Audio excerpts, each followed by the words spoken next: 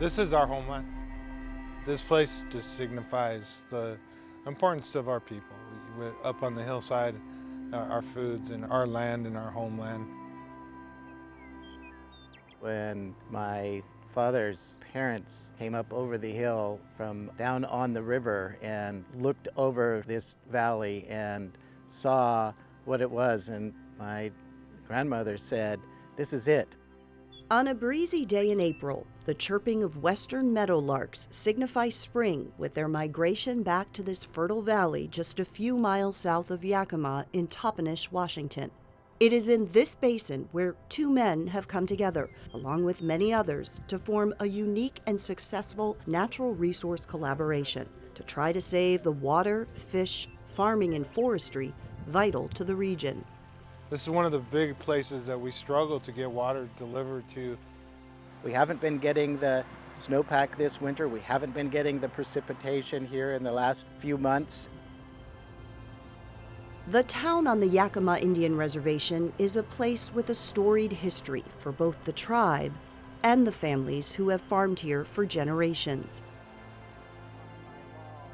Phil Rigdon and Urban Eberhardt are just two representatives of the Yakima Basin Integrated Plan, a collaborative effort among tribal, federal, state, and local governments, irrigators, farmers, agricultural, and environmental organizations to address water, fishery, habitat, and climate changes within the Yakima River Basin.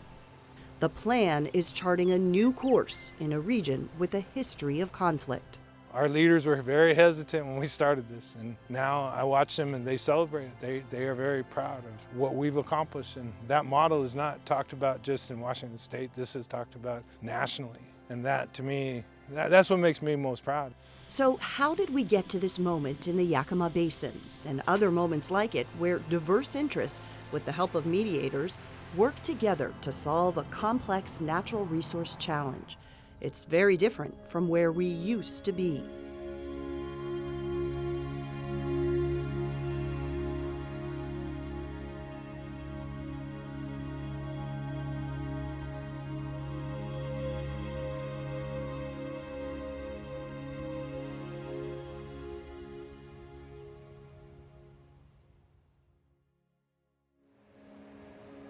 At treaty times, the tribes were the only ones fishing.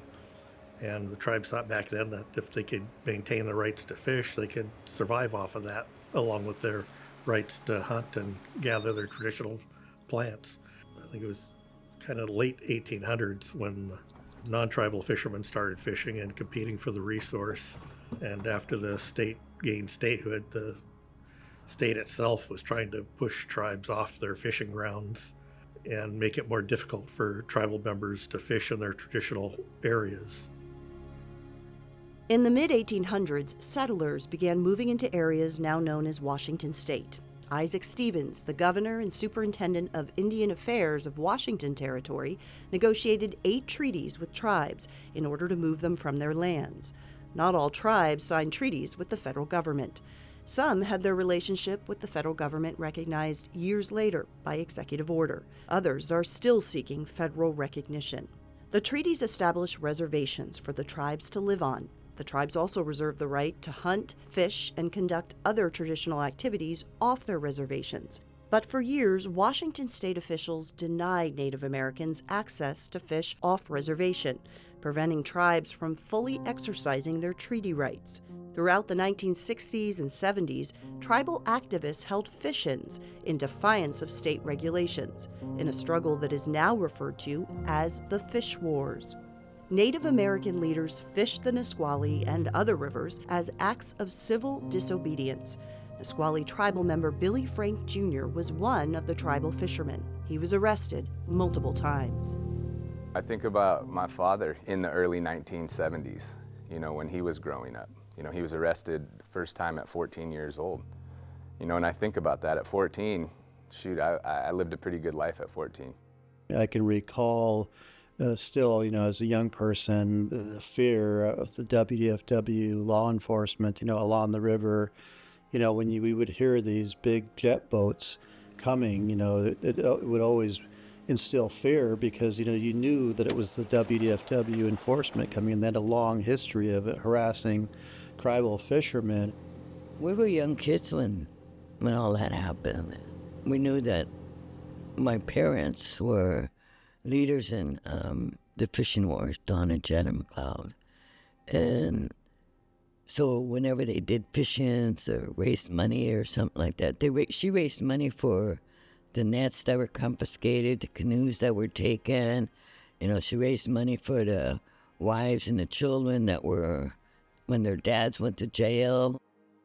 The federal government eventually filed suit on behalf of the tribes, claiming that the state of Washington was violating their treaty-reserved fishing rights. For years, the tribes and the state were in and out of court. In 1974, U.S. District Judge George Boldt issued a ruling that upheld tribal fishing rights under several treaties. It reaffirmed the rights of Native tribes established during treaty times.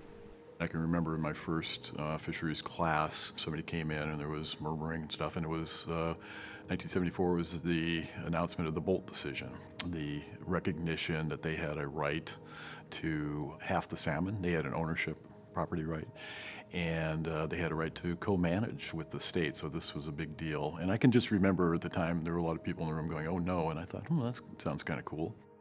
In 1975, the Ninth Circuit Court upheld Judge Boldt's ruling. The case goes to the Ninth U.S. Circuit Court of Appeals, and the Ninth Circuit says, in a scathing affirmation of Boldt, says we affirm this case in almost every respect. Then, in 1979, the Boldt decision was reaffirmed by the U.S. Supreme Court. The implementation of the Boldt decision was like the civil rights battle down south. And as a result of the Boldt decision, there was money appropriated and the court recognized their role as managers. And it's hard today, given the management system that they're so intimately involved in, to realize that was completely unthought of. Anywhere in the United States, there was no place where the tribes were recognized as being on equal footing with their state counterparts. Around the same time, mediation and conflict resolution experts began groundbreaking work in Washington to find solutions to complicated natural resource issues. Jerry Cormick headed up the country's first environmental mediation service. My first involvement with natural resource issues in Washington state came as a result of a project that I had been funded to undertake by the Ford Foundation. And the goal of the project was to go around and talk to leaders in government, in various organizations, environmental groups, corporations, the whole array, elected officials, about whether or not something like mediation, which we'd been using in community and racial disputes, might have some role in the environment, natural resources issues that were arising. In that effort, I was assisted by Jane McCarthy, who was a consultant to the Ford Foundation. And one of the acquaintances that Jane had was the chief civil engineer for the Corps of Engineers. And he said, basically, why don't you stop talking and do something? And he said, here's one you might look at. And it was a proposed flood control dam on the middle fork of the Snoqualmie River, which had become a fairly major issue. So we went to talk to Governor Dan Evans. Well, we were in a time where there was lots of controversy around issues like this, but not much in the way of solutions. And I thought we better try one more time, maybe a little differently, and see how far we could get.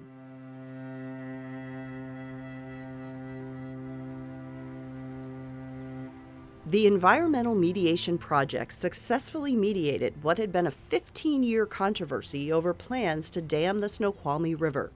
That success led to a permanent office to lead mediations at the University of Washington in Seattle. A few years later, Alice Charette opened Triangle Associates. Everybody likes a success.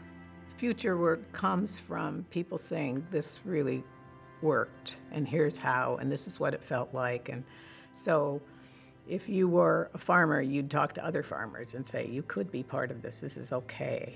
As mediation succeeded in solving complicated and contentious natural resource issues, more and more parties were willing to come to the table to find solutions. It's a fairly scary thing to do, to be the first. And if you've heard of others that have worked, you could talk to people. You could pick up the phone and say, what was this like? Triangle Associates and the Environmental Mediation Project were just the beginning. In response to the Boldt decision and to establish a process for salmon co-management between the tribes and the state, the Northwest Renewable Resources Center opened in 1984. The Northwest Renewable Resources Center was founded to try to maintain that collaborative spirit. And so it's a nonprofit. It was a board of directors. Jim Waldo was the founding chair. Jim Waldo had gone to law school and worked at the U.S. Labor Department in Washington, D.C. He was hired to implement the Boldt decision. Between end of June and November, I was in court 22 times in state and federal courts on the West Coast trying to implement that decision. So at the end of the fishing season, I said to my boss, we're trying to deal with this as if it's solely a legal issue. But that institutional battle went on until Governor Spellman decided to put in a director who would change it. And the person he put in was Raleigh Schmitten, who had been a state representative. And Raleigh brought in someone named Bill Wilkerson. And their job was to say, we're going to try something different. That something different was to get everyone in a room together to talk. The chaos on the water needed to stop. The chaos in the courts needed to stop in our minds, and we needed to start focusing on expanding the resource and managing the resource more effectively. We had a number of tribal leaders that said that, and Billy being one of the big ones. And Billy really embodied the switch from the warrior to the peacemaker. I mean, they're all looking at their watch and, what are we going to do? When are we going to get this going? Meantime, they're all talking to each other. Oh, your kids play baseball? My kids play baseball. Oh, you're whatever. They started finding these common interests. And so at the end of that, they said, well, maybe we ought to start having some meetings in basins around the state. As salmon co-management began to take shape, there were missteps along the way. In 1982, again, the harvest managers came in and told us we had been wrong about some of our data on Chinook salmon. It turned out that miscalculation meant that for the last 4 years at least, we had been underestimating the non-Indian harvest and therefore allowing harvest on the non-Indian side far greater than it should have been. Well, at that time, where there's zero trust, we said to the harvest managers, well, thanks a lot, but we're going to take charge of this issue. We have to go to the tribes. We have to tell them what's happened. And over about a 3-month period, we worked up what was negotiated as a 5-year plan to pay back the deficit, with substantial cutbacks in our fisheries in 1982, which we hoped would take care of certainly maybe half the problem, and then we would do more the next year and the next year. And we hoped to get it done in 3 to 4 years. We came to an agreement, and that was the start of cooperative relationships.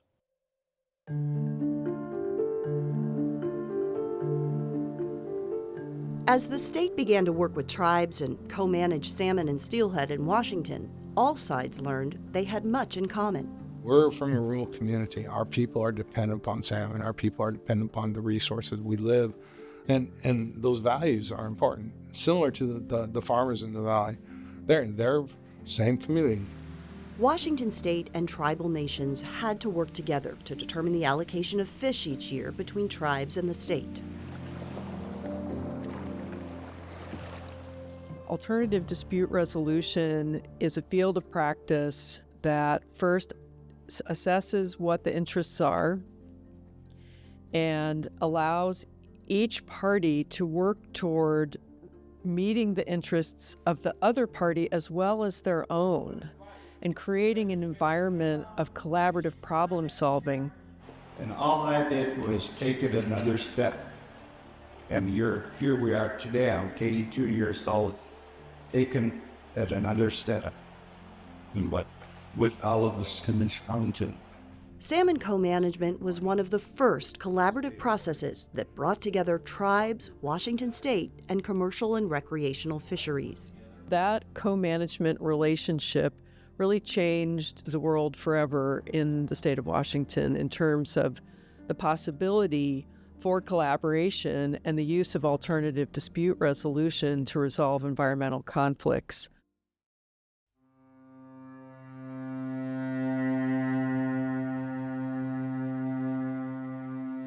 It is still evolving today as population growth, land development, climate change, and other pressures lead to dwindling stocks of salmon in Washington's waters.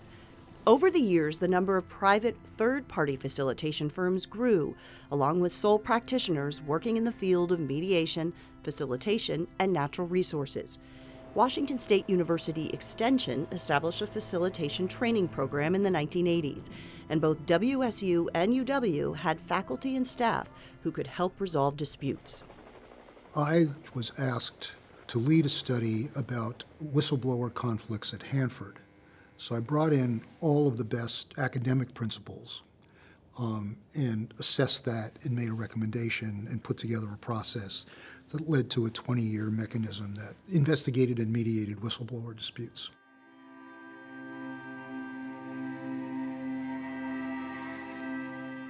The two universities came together to expand their capacity in the early 2000s. The Ruckelshaus Center opened in 2004 as a university-based neutral third party in collaborative problem solving. The center was later named for its founder and board chair, Bill Ruckelshaus. The first head of the nation's Environmental Protection Agency, he had long been a champion of collaborative public policy making. The Ruckelshaus Center bridged two of the state's biggest university rivals, making the University of Washington and Washington State University joint hosts. He originally started speaking to folks at the University of Washington, and they expressed interest, and they immediately set up, as I understand it, a committee or a group to explore the idea. But it took them, as universities do, it took a number of years to explore the idea. And after a while, I think Bill didn't know if it was ever going to come to fruition. And at a certain point, he was having a conversation with the president of Washington State University, Lane Rollins, and explained the idea. And Lane Rollins was like, that is a great idea, and we will do it like right now. So Bill was excited to hear that. So Bill said, well, I better go back and let the folks at UW know that we're going to go this direction, because it's been a long time and I haven't really heard, that they're moving forward with this idea. And when he went back, the folks at UW were like, oh, no, we still want to do this. And so that was where the idea became born, where they started thinking, you know what, in a state like Washington, there's actually a lot of value to a center that is joint between these two universities, because pretty much anywhere where there's any kind of skepticism about one of these two universities, there's a lot of confidence and trust in the other one.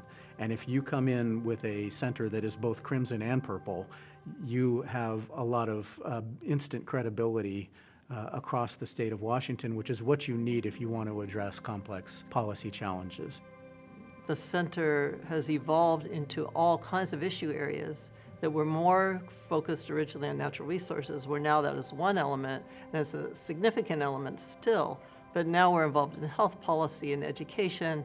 It's just showing the durability of these approaches and how broadly applicable they are, which I think is a great lesson for the universities and the legislature to see what value universities bring across many disciplines.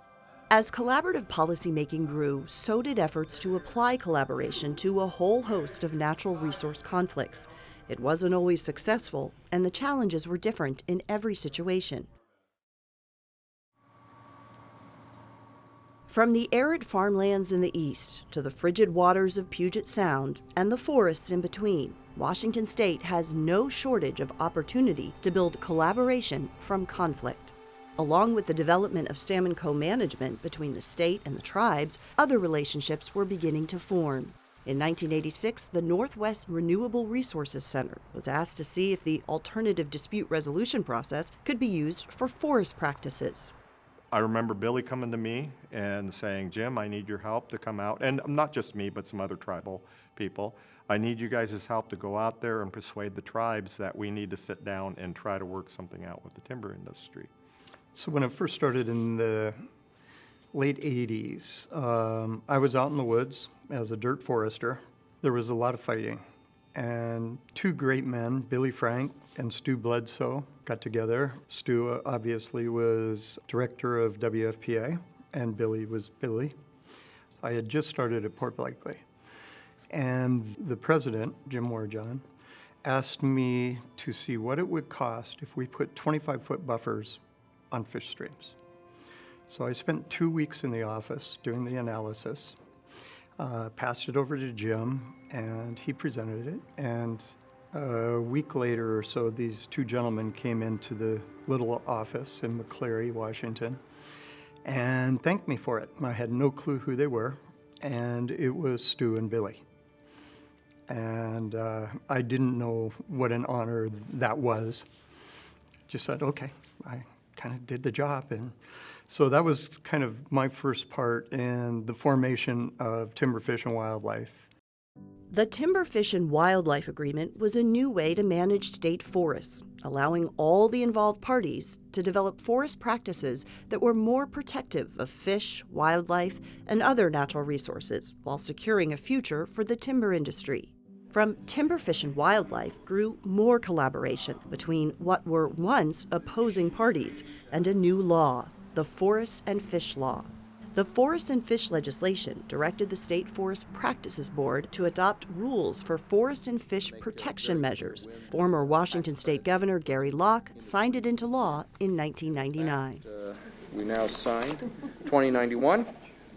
The Forest-Fish Agreement really stemmed from seeing what was happening with respect to the impacts of the spotted owl, and also seeing that our salmon were in jeopardy and that we needed to have clean water, but we needed to have agricultural and forest practices, especially forest practices, that preserve the purity of the streams, but then also recognizing the challenges that the forest industry were facing. It was very controversial. At some points, the tribes wanted to walk away, the environmental groups wanted to walk away, even the timber representatives wanted to walk away, and we said, no, we've got to get an agreement, because the alternative of no agreement and fighting in the courts and all that uncertainty was going to be harmful to everybody. And time was of the essence, because the longer we dilly-dally, the longer the detrimental impacts on fish, and the greater the pollution, the greater the runoff of silt and mud into the salmon-bearing streams.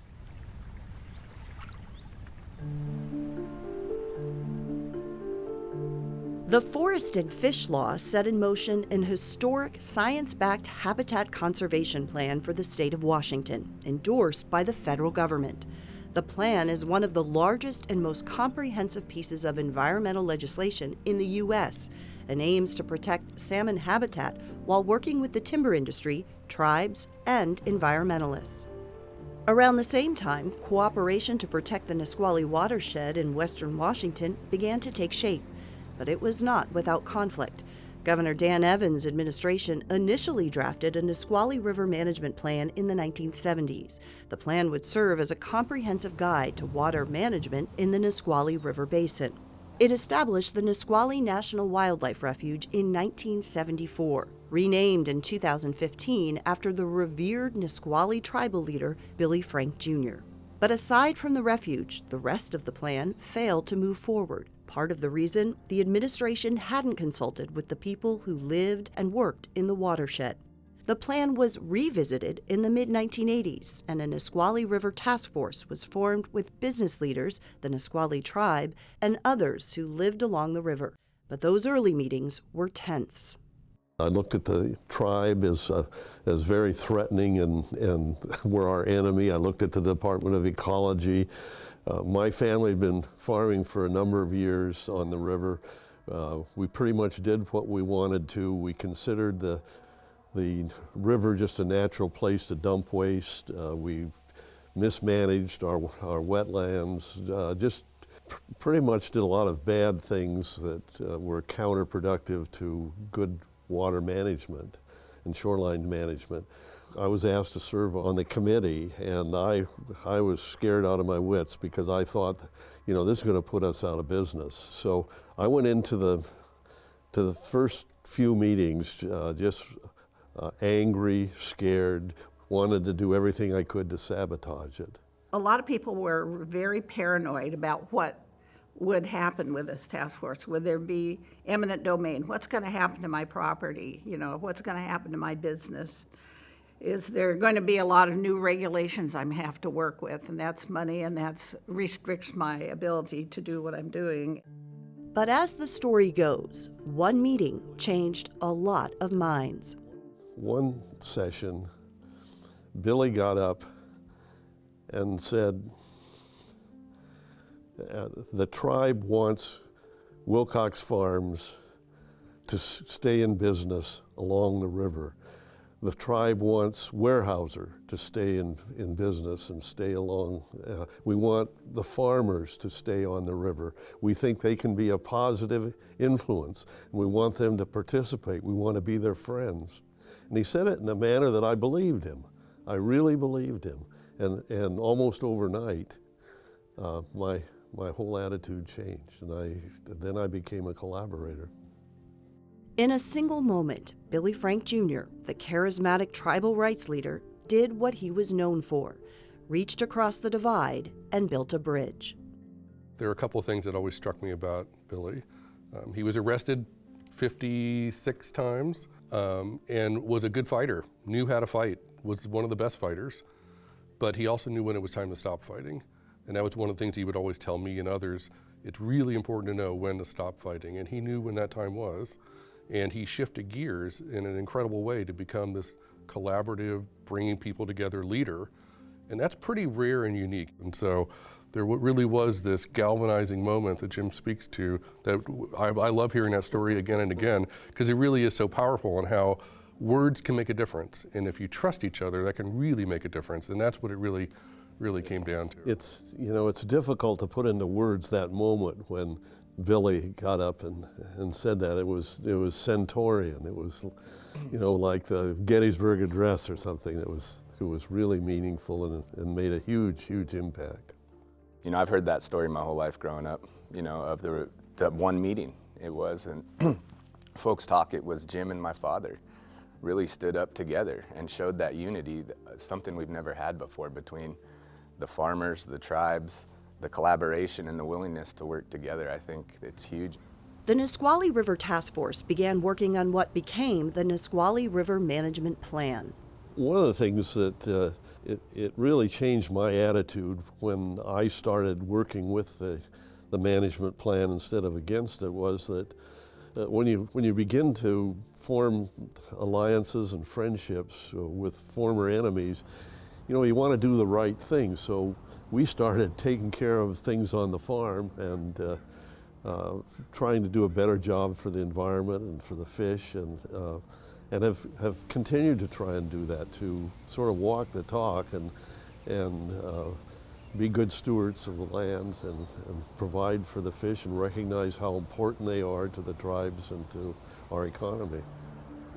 The Washington State Legislature approved the Nisqually River Management Plan in 1987. The plan created the Nisqually River Council. The council prioritizes goals that focus on restoration, recreation planning, and resource management within the watershed.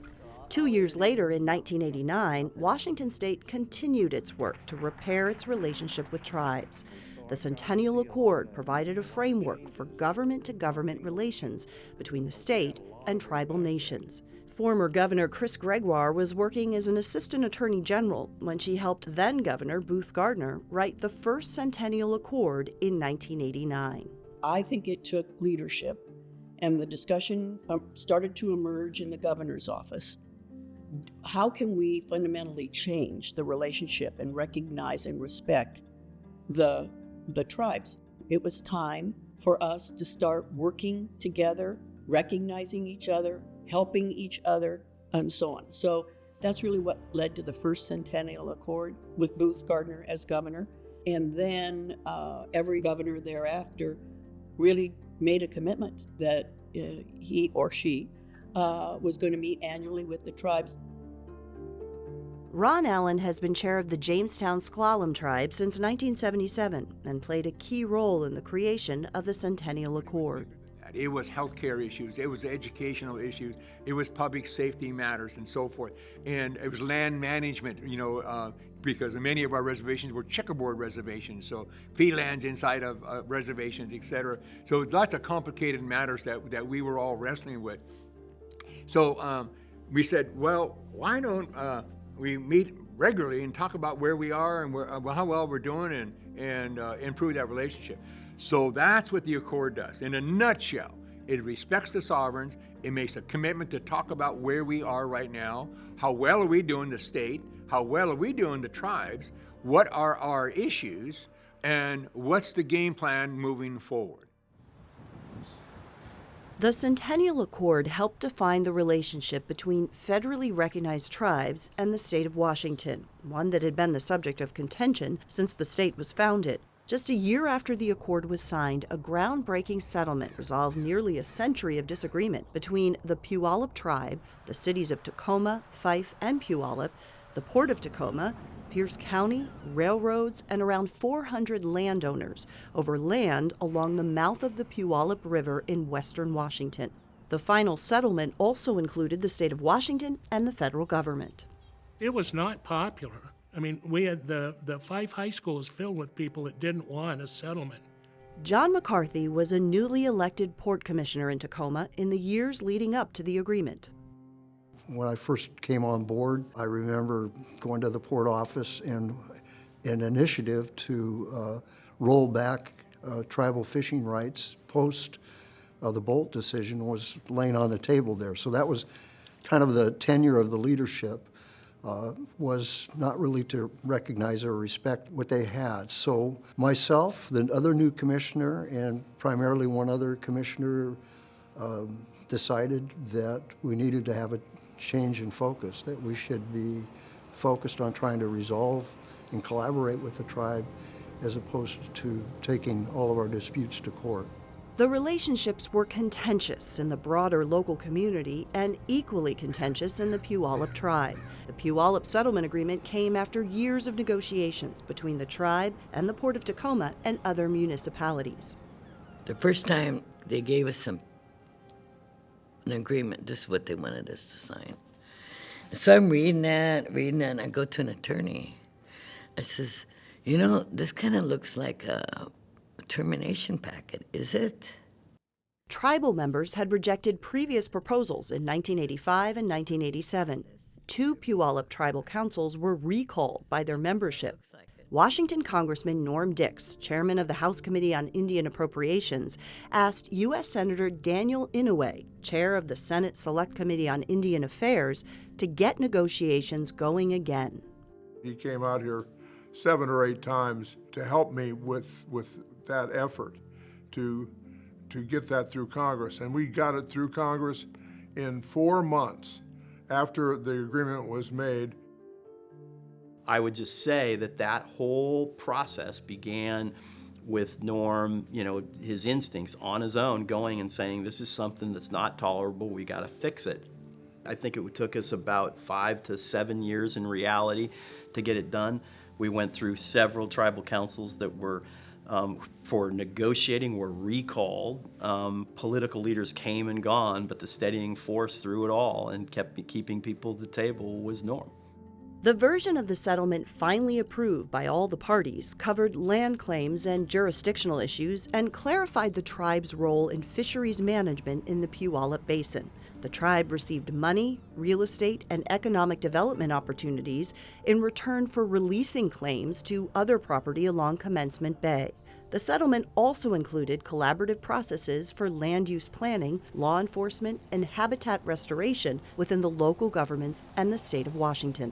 The Puyallup land claim settlement made a meaningful difference to the lives of tribal members and to relationships with surrounding communities. The 20,000 helped a lot. I mean, our people were destitute, and that 20,000 helped a lot of them. We did a lot of work on our hatcheries and our buildings and healthcare. You know, there was a lot of things that we were able to get out of that. At the time, it was the second largest settlement with Native Americans in U.S. history. We work closely with the tribe. A major piece of land that the tribe received from the port at the time of the settlement is currently today generates substantial income for the tribe. Likewise, you know, land that the port was able to develop for trade and international commerce has created a lot of jobs in our community. So we're both benefiting and substantially by that resolution.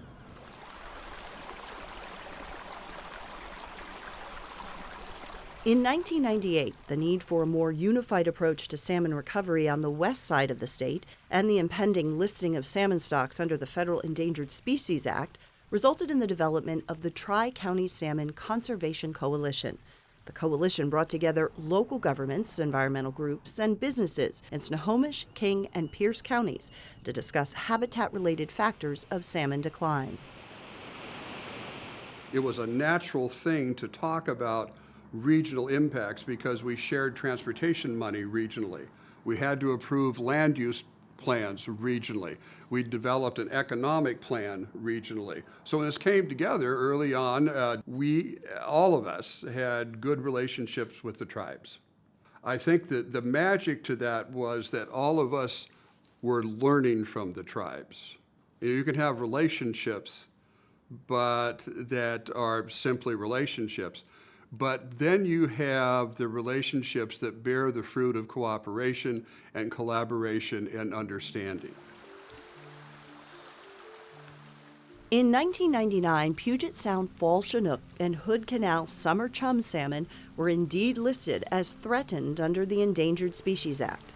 In response, a new group formed, Shared Strategy for Salmon Recovery. It included the diverse range of interests directly impacted by the loss of salmon. Those who lived and worked along the rivers and streams near Puget Sound.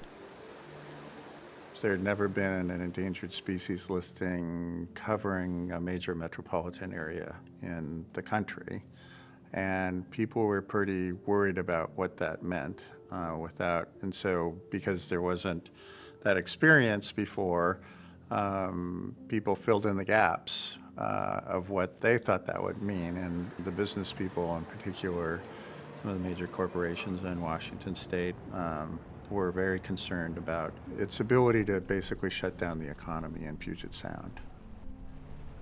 Former Governor Dan Evans, Bill Ruckelshaus, and Billy Frank Jr. worked together to get the group up and running. A 5-year collaborative effort resulted in a regional plan and a detailed blueprint for salmon recovery. It was delivered to the federal agency responsible for adopting a recovery strategy.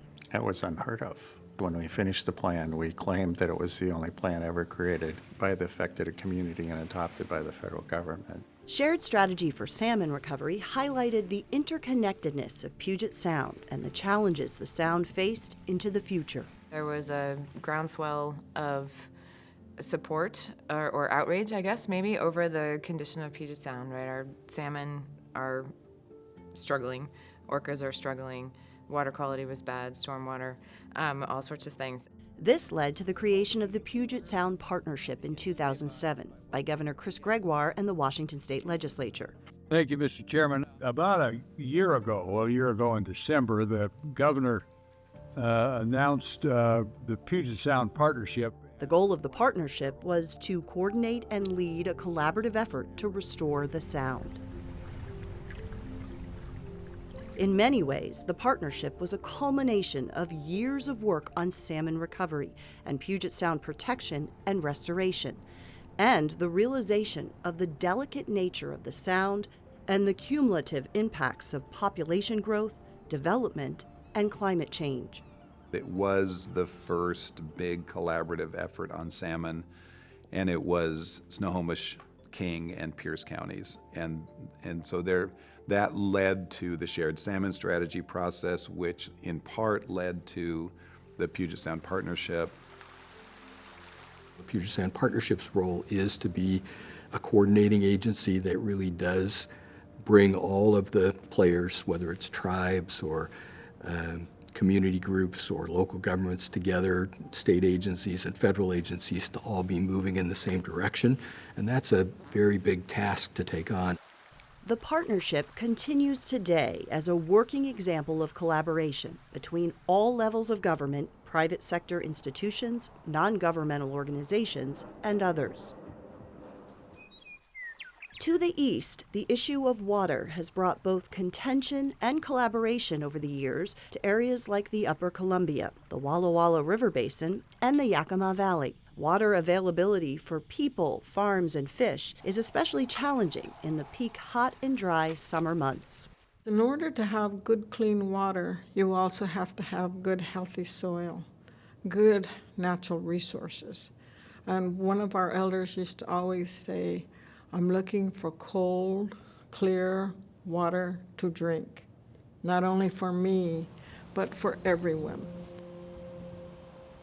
We knew that our surface water was under a lot of pressure, and as it turns out, several environmentally related attorneys came to town with their briefcases, and they were ready to file a lawsuit against the irrigators for violation of the Endangered Species Act. And it scared the heck out of us, because we knew that we couldn't fight it and win.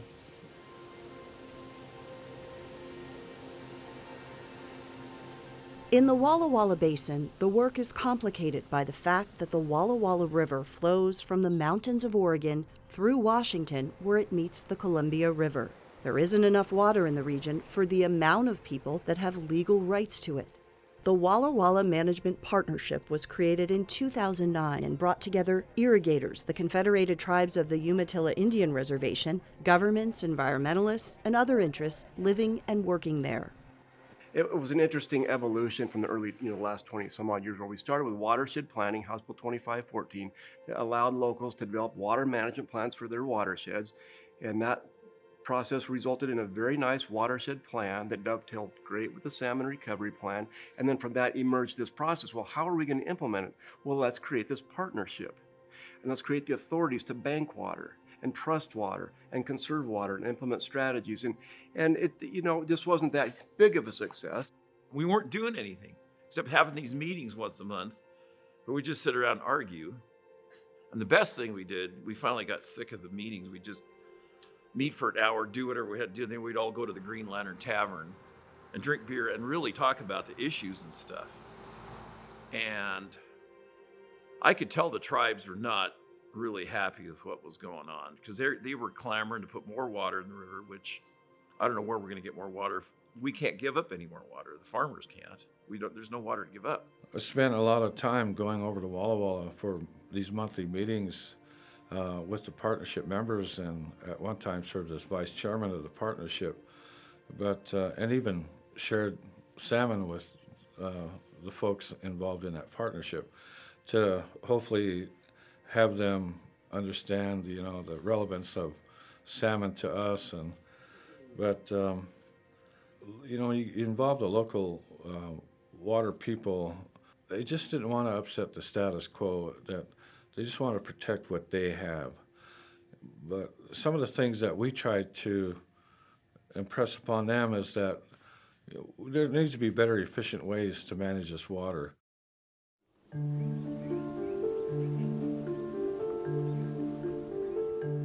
Still, collaboration is deeply ingrained in the culture of the basin, what locals refer to as the Walla Walla Way. At the urging of the legislature and the Department of Ecology, they decided to try again. This time, the group was encouraged to include the state of Oregon in the newly formed partnership and look at successful collaborations in other regions. The group took a tour of the Yakima Basin to get a sense and a scope of the work being done there. the irrigation guy got up and said, we learned to work together. We learned to listen to each other, and we learned respect and how to seek solutions. And it was really interesting too, because we took the tour, and while on the tour, the irrigation guy was seeing what we're doing here. We're creating a better water area habitat, and we're doing it for the salmon. We're doing it for the tribes. And then later on, when we were going down further the river, one of the Yakima biologists got up and he says, we're doing this, and we're making the habitat better, making the diversions better, creating screens and those types of things. And he said, we're doing this for the farmer. So I thought it was really, really interesting that they were really working together. The legislature tasked the Department of Ecology with leading a new collaborative effort to create a 30-year strategic plan for water management. The tribes are in support of this bill. The farmers are in support of this bill. Ecology has been working well with us in doing this. The Walla Walla 2050 plan is intended to improve stream flows and water supplies in the basin. It will develop a long-term plan for water use that includes goals and solutions from the basin's unique set of diverse interests.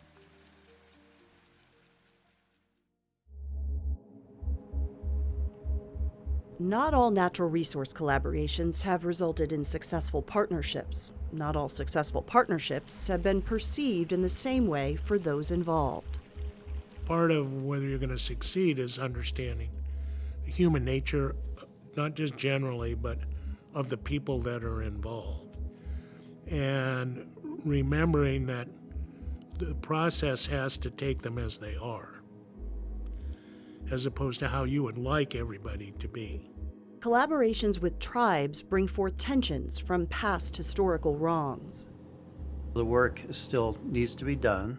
We're a long ways from achieving true co-management, and at least from Upper Skagit's perspective, true co-management is we really control our destiny and our rights. What we were doing was not something not a lot of people were too happy with. They want us to fight instead of trying to do what we were doing. Other interests have unique needs that aren't always met and grievances of their own. As an environmental community representative, I think I maybe was being asked to just perhaps give the most of any of the stakeholders in that room, at least in terms of movement from where I was coming into it to where my organization sort of ended up. Sometimes collaborations fall apart when the intent isn't the same around the table. When you're telling me this is what I need or what I want, I need to figure out what is this and how can I possibly do that. But if you walk in that room and all you're saying, I want, you're going to get nowhere. Which makes the success story in the Yakima all the more exciting. A key development for the partnership came in 2013 when the Teanaway Community Forest became the first Washington state-owned community forest. The purchase was made to protect and enhance the water supply in the basin. It's the best thing for our state. We all got together and sort of formed a conservation caucus on, what would it take to make this work, and how could we maybe leverage some new ideas that came, such as the Teanaway Community Forest, which became part of the plan. It's a team now of former adversaries that now are true friends, and it is an example for not only our state, but for our country and the rest of the world of how it is possible for people to get together, treat each other civilly, nicely, with respect, to solve a problem, because fighting doesn't do it. Strategies from the plan have helped fight drought, declining snowpack, and fish restoration. Those involved talk about the importance of being united over a common goal, the health and sustainability of the Yakima Basin, to get past differences and challenges. The work we do is for the future. And you could talk about the United States as a whole. We're not right or left, we are the community. I care about these folks, and I want them to be successful, and they care about us, and we got to move past all the nonsense that you see out there.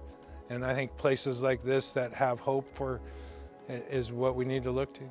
It's worth it because it's really the only way that we are all going to be able to recognize this place if we were able to look back in 100 or 200 years.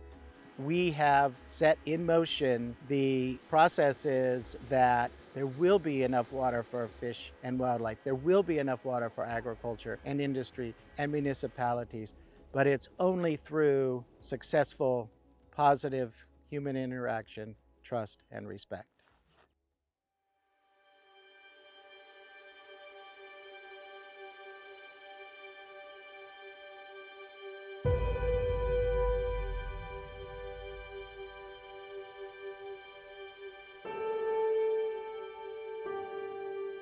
It took a while before both sides realized you're not going anywhere, we're not going anywhere. We need to figure out how we're going to do this together.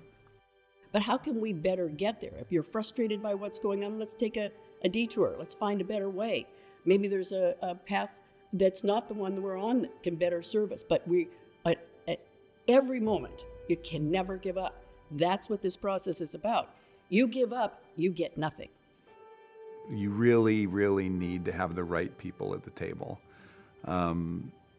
We have been so lucky in this state to have a Bill Ruckelshaus, a Billy Frank, these leaders who are ready and willing to kind of step in and help when needed. They're not often at the table on a daily basis, but they can come in with their stature and their creativity and their experience and help a group get through these log jams.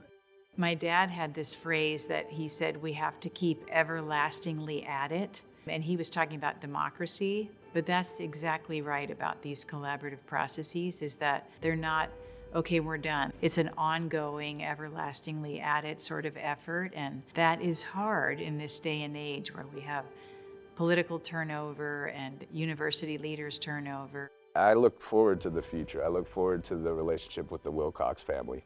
Shoot the next generation of the Wilcox family, you know, and just continuing that with, you know, not just the Wilcox, but, you know, many other folks throughout the state. I think we have this opportunity and we got to take advantage of it and really come together and do what's right for the environment and for everybody that lives here.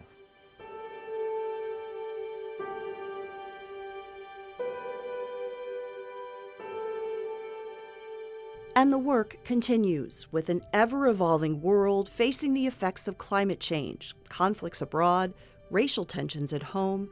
The next generation of collaborators can learn from those who came before. But it will take leadership that builds trust, courage to take risks, and a willingness to be criticized and persevere. Understanding the work of collaboration can be years in the making. In the Yakima Basin and across the state, the success of past and current natural resource collaborations offer blueprints for the future.